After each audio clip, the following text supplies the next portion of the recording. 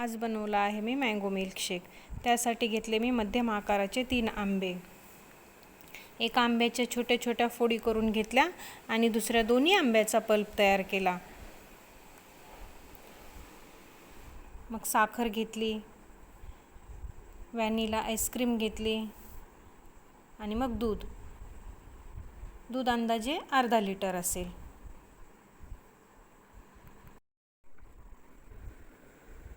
सर्वात पहिले मिक्सरच्या भांड्यामध्ये आपण पल्प ओतून घेऊ। मग दूध घालायचं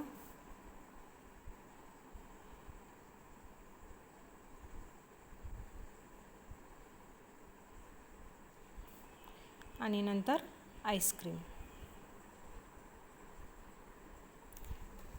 मोठे 2 चमचे टाकायची, म्हणजे आपण भाजीला वगैरे वापरतो ना तो चमचा, किंवा आपण पळी म्हणू शकतो ती।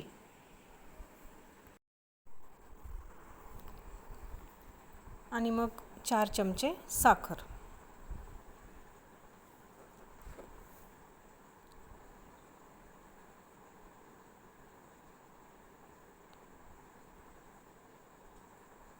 सर्वात शेवटी आपण बर्फ टाकायचा आणि मग मिक्सरला फिरवून घ्यायचे।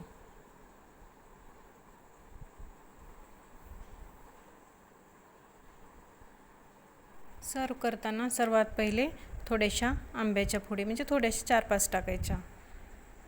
नंतर ज्यूस,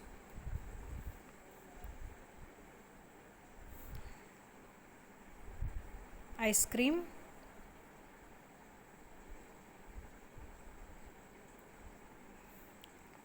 परत वरतून 4-5 आंब्याच्या फोडी, जेवढ्या बसतील तेवढ्या ग्लासमध्ये।